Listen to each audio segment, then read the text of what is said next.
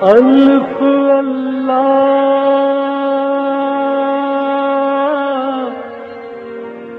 چنبے دل بوٹی میرے من وچ مرشد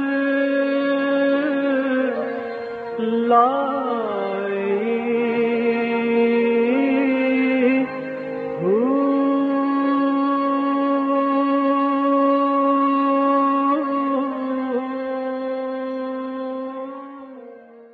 بسم اللہ الرحمن الرحیم۔ السلام علیکم، پریم المرشد اور میں ہوں منور عتیق۔ ناظرین محترم، آپ کے سوالات اور رہنمائی کے لیے ہمارے ساتھ موجود ہمارے بہت ہی محترم جناب حضرت امیر محمد اکرم عوان صاحب۔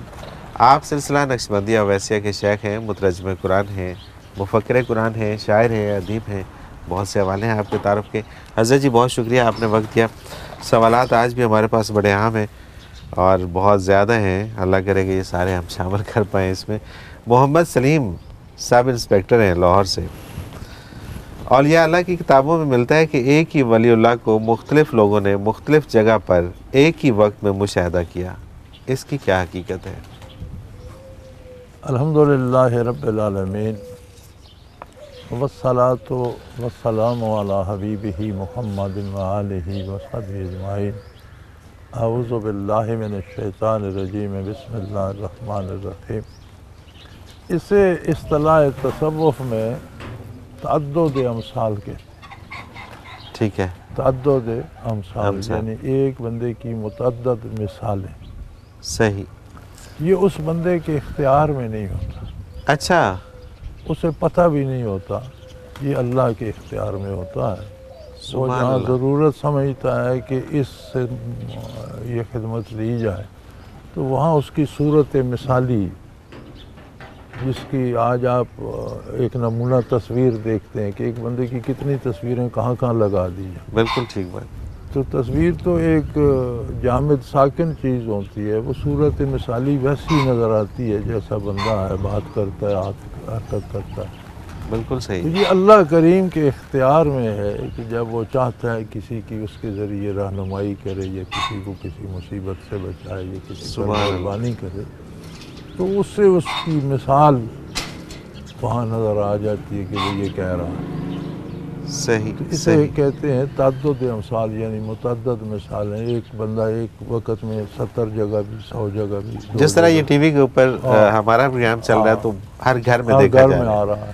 بالکل صحیح بات ہے، وہ بالکل صحیح بات ہے۔ تو اللہ تعالیٰ جب چاہے اللہ تعالیٰ جب جس پہ چاہے یہ وہ عطا کرے۔ تو یہ جس کی صورت مثالی نظر آئے، ضروری نہیں کہ خود اسے خبر بھی ہو، یہ اللہ کا اپنا نظام ہے۔ اچھا، سبحان اللہ، یہ اللہ کا سبحان اپنا اللہ، نظام ہے۔ کیا بات، کیا بات۔ پڑے ایسے حالات ہم نے بھی کہ لوگ حج سے واپس آئے تو شیخ سے کہا کہ آپ نے ہمارے ساتھ طواف کیا تھا، اسے خبر بھی نہیں۔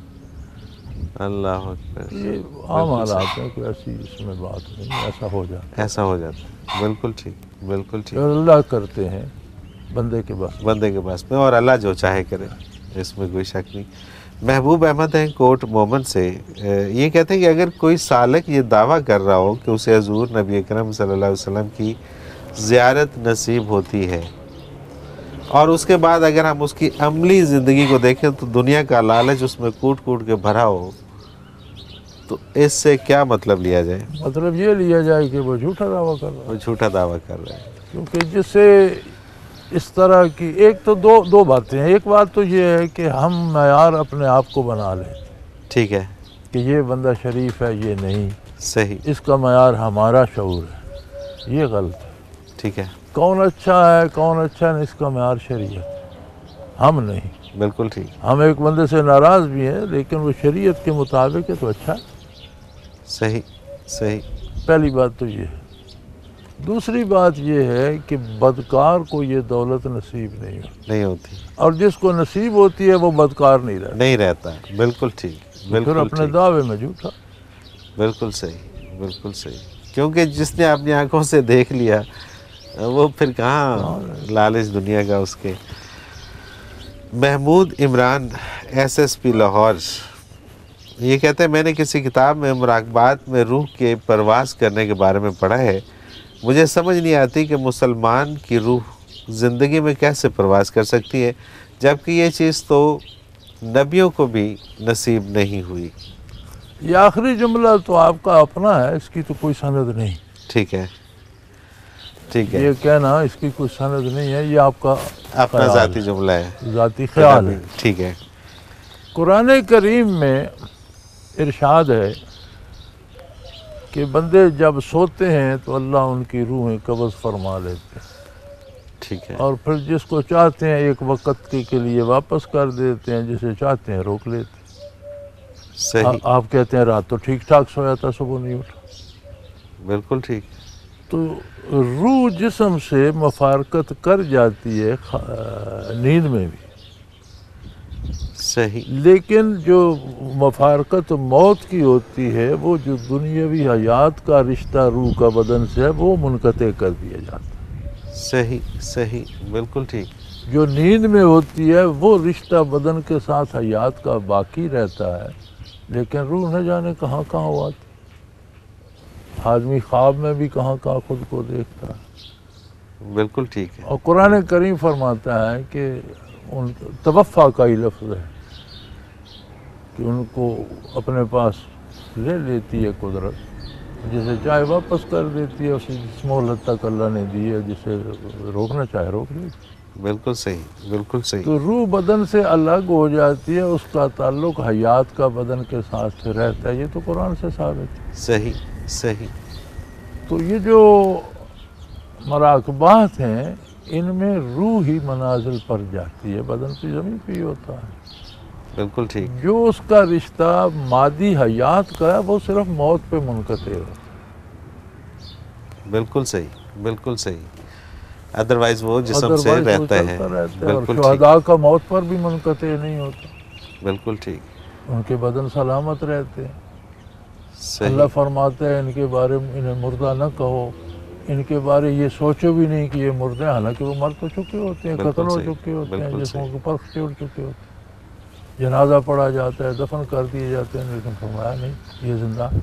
سبحان اللہ. تو حق تو وہی ہے جو اللہ نے فرمایا. بے شک، بے اب شک. یہ صوفی ہو یا شہید ہو تو نبی کی جوتیوں کے خاک ہیں، نبی کی روح کو کیا کیا منازل حاصل ہے. وہ یہ جملہ آپ کا ہے، یہ اس کی کوئی بیک گراؤنڈ نہیں. بالکل ٹھیک. مسز خان ہے ملتان سے، یہ کہتے ہیں حضرت جی آج کل ویمن امپاورمنٹ کا بہت شور ہے، برائے کرم فرما دیجئے کہ وومن امپاورمنٹ کا اسلامی تصور کیا ہے؟ کاش ہم لوگ اسلام کو اپنا لیتے تو یہ سارے مسائل ہمیں اپنی عقل کے مطابق طے نہ کرنا پڑتا. جب دنیا میں اسلام کا ظہور ہوا تو روئے زمین پہ عورت کو انسان تصور نہیں کیا جاتا.